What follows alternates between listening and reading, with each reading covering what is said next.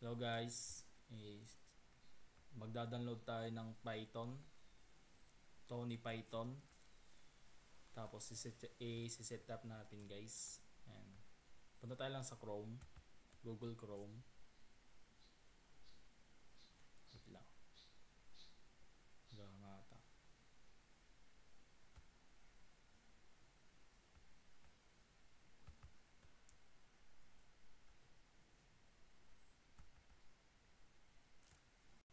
So ayan guys, tayo sa Google Chrome. Search lang natin guys is Tony. Tapos enter guys. And dito siya mahanap guys. Pinutin lang natin to. Tony. And then guys, ganito magpapakita sa inyong screen. And pindutin lang natin to guys, Windows. And then guys, dito siya makukuha. Tony 4.1.1.7.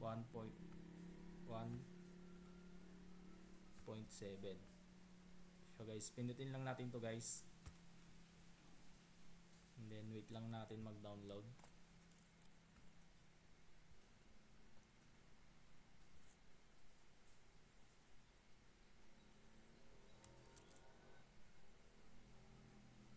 Kapag tapos na mag-download guys, punta lang tayo sa file.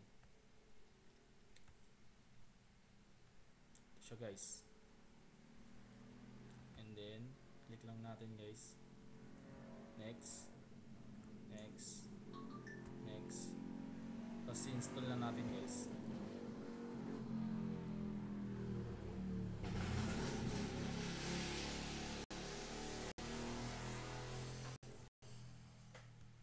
Wait lang natin guys hanggang matapos.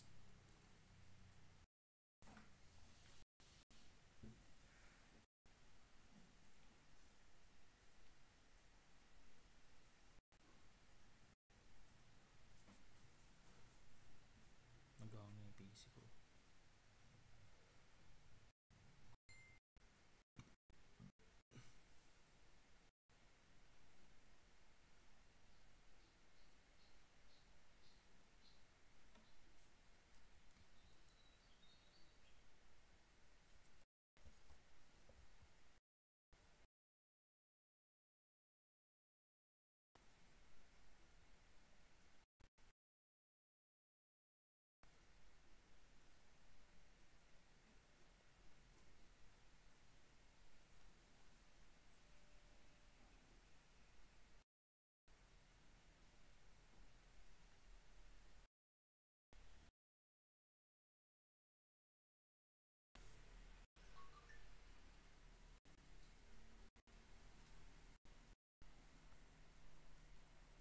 So yun guys, tapos na nag-hang yung PC ko.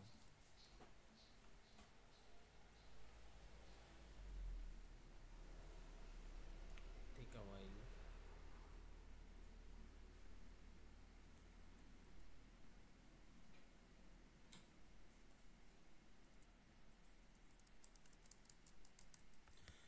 Tagal naman.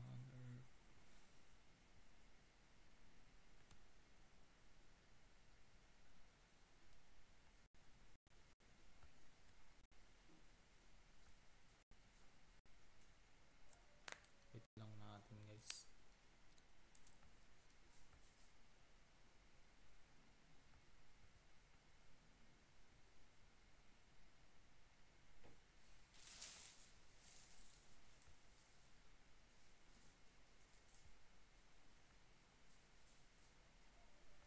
Ayun guys, tapos na siya. And kapag katapos may download guys, ganito siya magpapakita. And then pinutin lang natin yung finish guys. And makikita nyo yung icon niya guys. Ito. Tapos enter lang natin guys.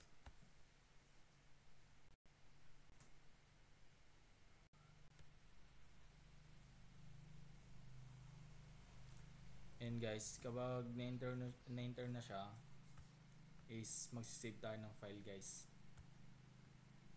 Save as.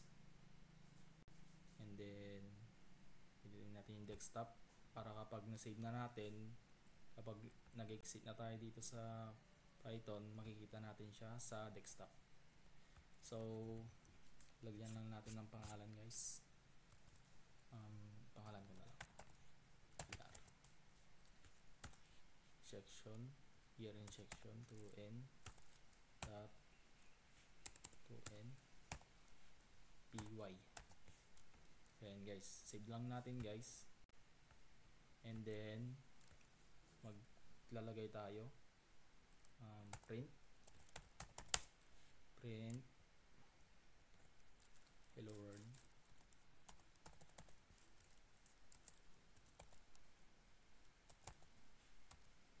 Oh wait lang, mali. Hello world.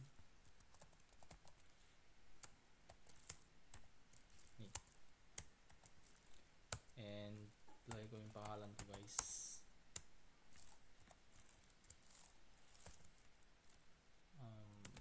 Nick.